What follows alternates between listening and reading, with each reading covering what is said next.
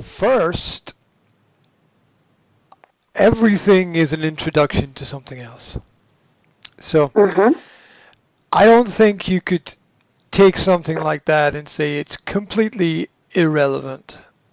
I think that it's an introduction to a difficult topic for a lot of people because a lot of people won't want to talk about it. But what are the facts? The facts are that drugs exist, drug smugglers exist, people take drugs, both legal and illegal.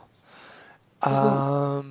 People have to make choices in their life, and yeah, that's probably how I would look at it from the context of choices. That Mm-hmm. if you make the right choices, you go in the right direction. But if you make the wrong choices, they can have extreme negative effects on a person's life.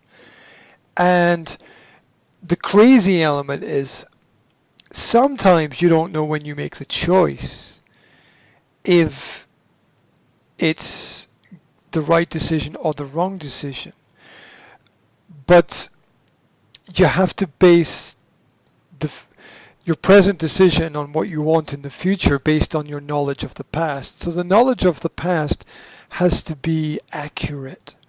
Usually when people make the wrong decision, it's based on the wrong information. Right decisions come from the right information, wrong decisions come from the wrong information. And that's important because if we do something and we make the wrong decision, we had the wrong information. And where did the wrong information come from? And why didn't we realize it was the wrong information? And that's either we ourselves are unaware of things that we need to be aware of, or we've been deceived and manipulated. And deception and manipulation is everywhere and not always bad. Not always bad. You mean I want my friends to, in any way possible, allow me to live a healthier lifestyle. So if that includes a little bit of deception and manipulation, I'm okay with that. If that means that, say, if the result is, for example, I eat less sugar and I eat more fruit for some reason, Mm-hmm. right? I don't mind if personally for me I'm pushed in a positive direction Mm-hmm. or even pulled in a positive direction. I don't mind that because I think there's constant manipulations. Everything has some level of influence. Some of it intends to influence, and some of it is unintentional.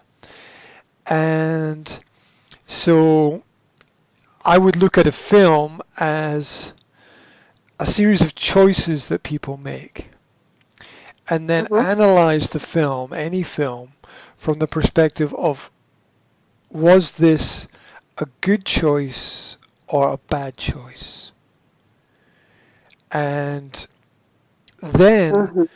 look at what got the person into this position in the first place.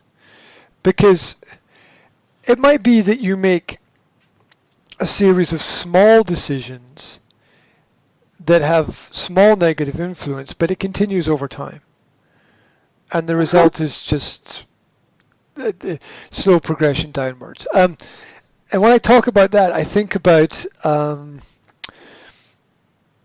I remember seeing a series of pictures of you know the police criminal photographs, like you get your picture taken and you've got like a number and you know the police criminal record thing. And I remember there was this woman that got like arrested 20 times by the police for different things, and every time she had her photo taken. Mm-hmm. And every time when her photo was taken, she looked in slightly worse condition, right? So, Oh. so you can imagine that in the first picture, just she looked like a normal woman who'd been arrested.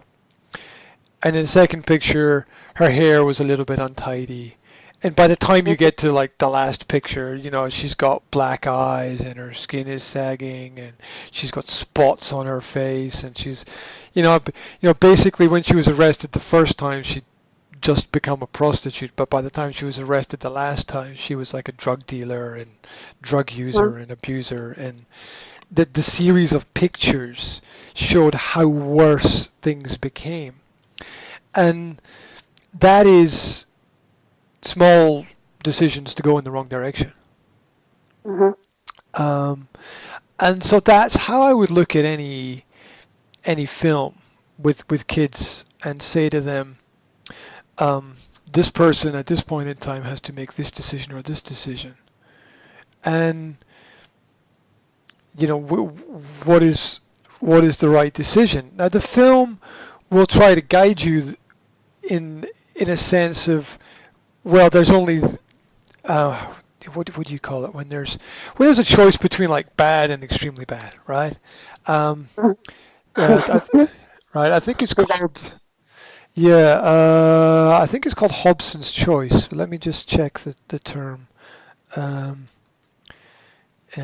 there Hobson's choice, a choice of taking what is available or nothing at all. A free choice in which only one thing is offered.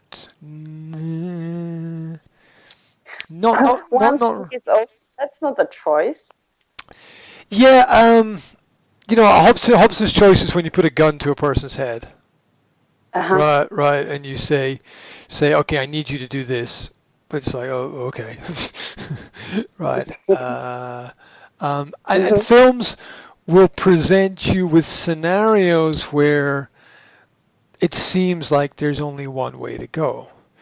But we always have to remember that there's a get out clause in everything, which means that you can always turn around and walk in the opposite direction or make an opportunity for yourself to do that, right? There's always a get out, right? You can always buy yourself a ticket, get on a bus, train, plane, whatever, and go somewhere else. Yeah, get away out of the environment that you're in. Of course, you don't escape yourself, but new environments usually provide new possibilities and opportunities, because if the people around about you are the wrong people, nothing is going to get better. The only friends that drug dealers have are drug dealers. It's just one of those things. Yeah. You can't be a user, abuser, and have normal friends, right? It's look at. I mean, to judge the quality of any individual person, take a look at what is around the person. Take a look at what the person is prepared to accept, to live with, put up with. In general, now you can fool people, but in general, an untidy environment is an untidy mindset.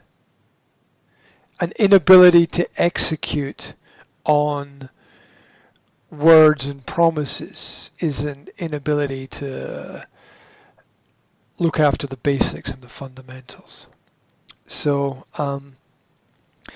we to understand people, it's often not necessary to look at that person, but just look at what is around that person. Look at their care and attention to detail in certain things and in certain elements of their life.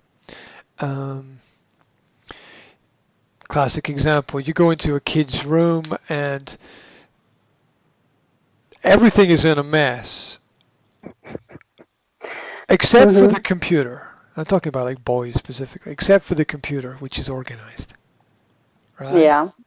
Why is it organized? Because it's the priority is that they feel this brings them value and it helps them to have things organized within that area or that system. So go into a girl's room and maybe their wardrobe is organized, because clothes and presentation have some value within society. Mm-hmm. So looking at what exists around a person can give you a certain understanding of value. Now, this can also be an illusion as well, because nice car does not mean nice person. So Yeah. we have to, you can it might mean I don't know, good businessman, good businesswoman. It might mean very astute. Might mean good with money. It might mean that they value those things. It's something I think about walking around the village here, or the small town where I live, where people have these small cottages, and outside in front of the small cottage is parked a very expensive car. And in my estimation, sometimes people spend more money on their car than they do on their home, judging by the types of cars that are parked outside of people's houses. And so what does this mean? That it means that they value more their car than they do their home, because they're investing more in it, because it's a signal of, they believe it's a signal of some level of value within society, that people are there's gonna be some kind of advantage. Now, when you grow a brain, you realize that's just nonsense. But a lot of life functions that way to a certain extent. Now, there's nothing wrong with quality, but again, it can still be an illusion. A lot of people buy fake products, right? They buy the fake Rolex watch, or the I don't know, the fake Tommy Hilfiger hoodie or whatever. This is how I have my own system of values for things, which is interesting because I want to talk about values today. So value comes from use. Value comes from use. Now, use can also mean the time you spend with something or somebody. If you spend time with somebody, it's because you value them, naturally. Or you're forced to spend time with people because of work commitments, or you can be stuck on a plane with a group of people that you don't know. So life has situations. So Work. Bus. I'll tell you something about work later. Yeah, okay. Yeah, keep that thought, and we'll talk about work later. Sure. Yeah. So, for me, it's interesting, the time element, because if your work involves you traveling a lot, maybe you want to invest more in your car, as you spend 8 hours a day in your car, right? That sort of makes some kind of sense. Now, if you're only ever sleeping when you're at home, which is true for some busy people, it's obviously not true for everybody. It's not true for me because I work from home. But people get up in the morning, they go to work, and they work, and then they finish work, and maybe they rush home and then rush out again, or they go from work to some other place, or they have to go pick their kids up from school, or whatever they're busy with. By the time they get home, it's usually rush into the kitchen, get some food, and try to organize the madness of life, and then back to bed again. For a lot of people, that's their lifestyle, and so they can't use the space that they have. No. At least 5 days a week. The average person works at least 5 days a week. I understand that, and properties also require maintenance as well, so it's a constant battle to keep everything upgraded and on a certain level. And you have experience with properties, right? Because you've looked after properties for people, and you've been in different places, and you're aware of the fact that the people need you to be in the property, because if someone is not there, then the property deteriorates, right? If someone's not there to check everything is okay, then Mm-hmm. then the quality goes down. And that's an issue that I don't think a lot of people are really aware of, that the investments take things away from us as much as they give things to us sometimes. So we're anything that we invest in, we're we're still usually losing some element of time or money in that investment. And so that's why I say use is important. So I'll give you some Mm-hmm. examples. Okay, what would be a good example? I use a bed 7, 8 hours a day. Okay, well, that's a large part of your day. So a bed is Mm-hmm. a pretty worthwhile Same. investment. It's probably a better investment than a chair or a table or um, something else. And for me, I'm a sit on the floor person, right? So I mean, I'm just like, I don't need a chair at a table. I just like, screw that, right? So um, I, so I just like try to keep things as simple as possible. I have an exercise bike. I use it on average 4 or 5 times a week for an hour at a time. My partner uses it during the week as well. And so it's constantly in use. It's in daily use. It's valuable. It's important. Um, I have a weight training bench, which I don't use at all. So it's not valuable, right? So um, uh, so it's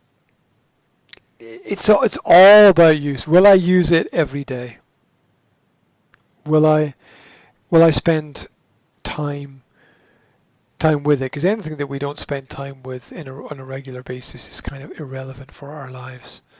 And there's a lot of things. And how do you know what's going to be relevant? You don't. That's the crazy thing. That's why I believe if you have an interest in something, you should either A, do it, or B, invest in it. Because you don't know what value it's going to bring to your life until you do something about it. Talking about buying something is bullshit. Do it. If you want it and you can afford it, maybe you don't have the money now, but you'll have the money at some point, whatever. I don't know. I think it it's always worthwhile investing in things that you think might bring something positive to your life, because the alternative is doing nothing. I don't know if I should go there on holiday. Fuck off on holiday. Off you go. Right, there you go. That's, Mm. a lot of life is the fact that people can't make decisions for themselves. Listen to that carefully. A lot of life is simply the fact that people can't make decisions for themselves. Yes. Yeah. They Yeah. are. It's actually not funny. It's Yeah. not. Yeah. It's not funny. Yep. It only hurts But when we with laugh. my, yeah, with what is my problem to make a decision? Oh, went to the shop and I asked for something and they asked me, oh, tape for boxes to put the boxes back together. And I asked for a big, thick tape. And she asked me clear or with color. And I'm like, choices? God, no. Oh yeah, exactly. I have similar experience. Just like people, would you like this or like this? I'm like, well, you're the expert. Like people, like if I knew exactly what I wanted, I would be telling you exactly what I wanted, right? I'd be like the thick black carpet tape or whatever kind of tape, right? Um, Person says, would you like this tape or that tape? I'm like, you surely have more experience at this than me, right? And you know what the crazy stuff is? The crazy stuff is if you invest a little bit of time in things, you very quickly learn that you can know much more than other people. Um, I think about the example of technology where I can walk into a shop where um, I can talk to people about some element of technology, and it's their shop, and I You know more. sometimes know more. Now, there's things that I know less about, and um, I'm prepared to shut up and listen so that I make the right decision based on their information. But the many times my partner has said, "Well, why don't you ask these people about this?" I'm like, "Well, I already know what they're going to say, right? So it's sort of a waste of my time because I've already spoken to them a little bit, and they don't have a great depth of knowledge. A lot of people don't have a great depth of knowledge. They've just got a surface layer of knowledge. But a lot of the time, subconsciously, we're naturally looking for directional pointers in life, Mm-hmm. things that show us the way to go. And very often, as a result, we will default to other people's perspectives and opinions and knowledge, which we have to if we want to survive, because we know that we don't know everything. But that's kind of fucked up, because then if we don't know everything, then nobody knows everything, and everybody can be as messed up as everybody else and make the same mistakes. And that's what happens on a daily basis. That's why companies fail, and problems exist, and systems break down. And and when we realize that this within ourselves internally is just an abdication of responsibility, where we refuse to abdication. Yeah, it's responsibility that should be within us is somewhere else. Well, he said, she said, oh, right? Mm-hmm. Yeah. Mm-hmm. And then he said this, and then she said that. Well, it's your life, right?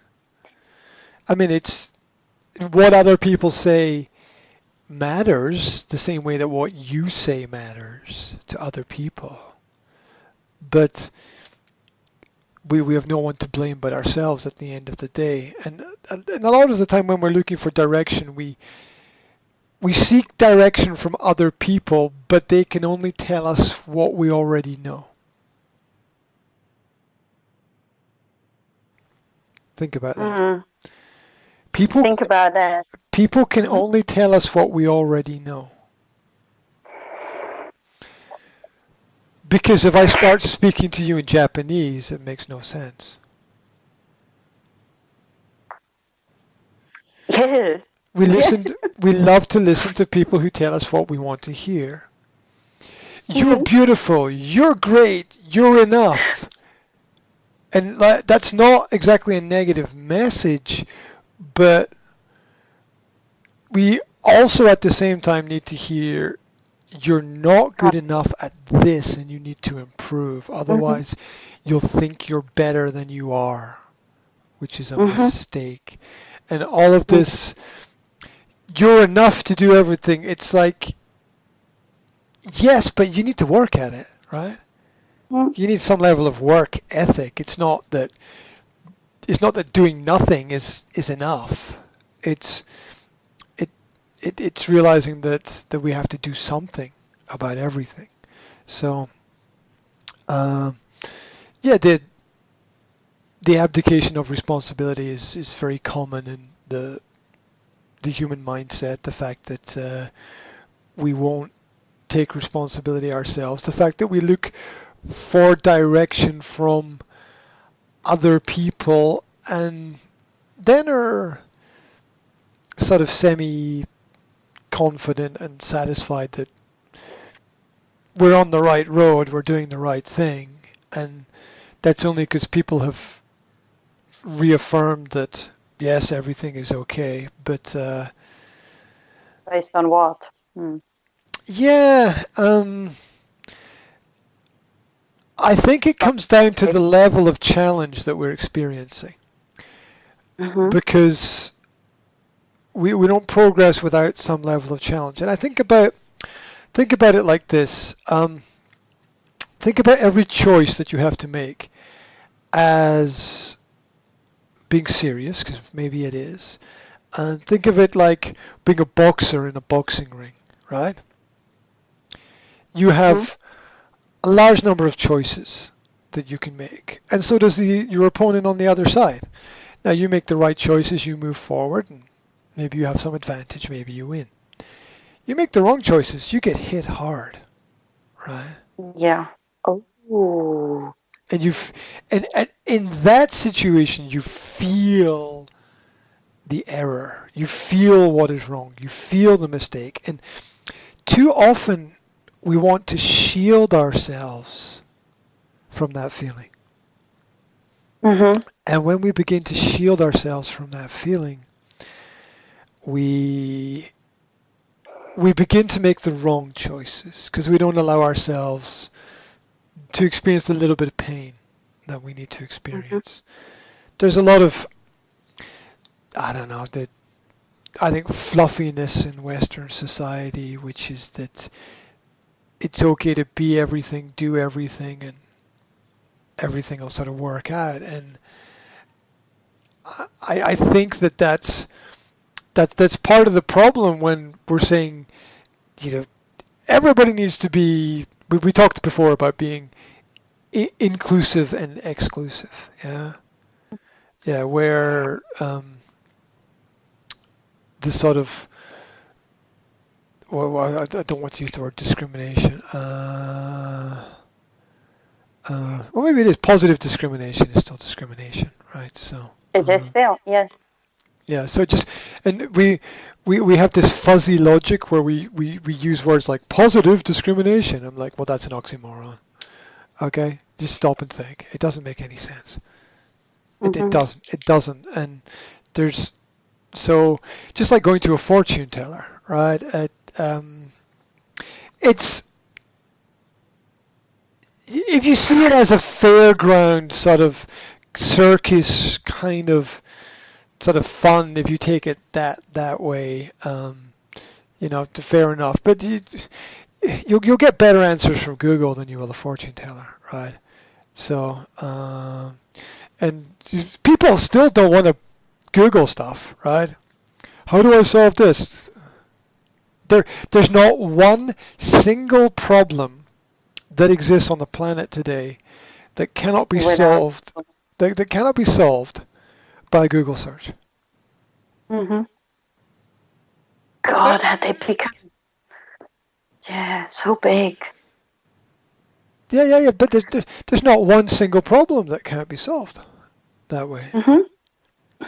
Like my kids are asking me stuff, and I'm like, I don't know. Ask Google. I'm not all seeing, all knowing. I'd like to know that, but I don't.